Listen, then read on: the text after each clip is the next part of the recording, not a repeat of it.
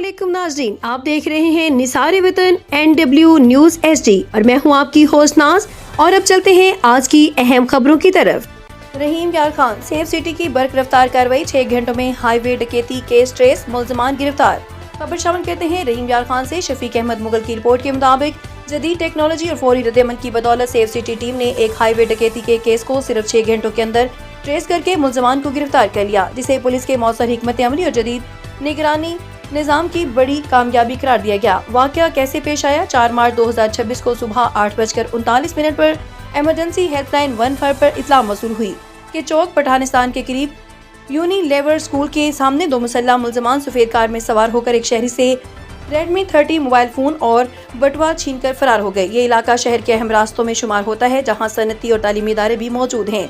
Safe city का फौरी action, इत्तला मिलते ही वर्चुअल पेट्रोलिंग ऑफिसर ने सेफ सिटी के जदीद सर्विलेंस सिस्टम को मुतहरिक कर दिया। शहर भर में नस्ब हाई रेजोल्यूशन कैमरों के जरिए मुल्ज़मान की गाड़ी को ट्रेस किया गया। तकरीबन 1 घंटे के अंदर गाड़ी अड्डा गुलबर्ग के करीब ट्रेस हो गई। गाड़ी को मुख्तलिफ शाहराहों से गुजरते हुए मुसलसल कोर्ट सब्जल की सिमत मॉनिटर किया जा रहा।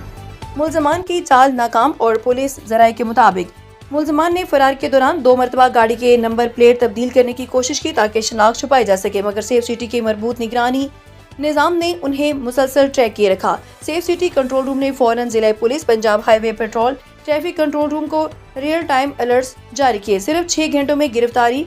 फील्ड फोर्स ने कार्रवाई करते हुए दोपहर 2:50 पर गाड़ी को ट्रेस कर लिया और दोनों मुल्ज़मान को गिरफ्तार कर लिया। पुलिस के मुताबिक मुल्ज़मान से छीना गया सामान बरामद करने की कोशिश की जा रही है। मजीद कानूनी कार्रवाई और तफ्तीश शुरू कर दी गई है।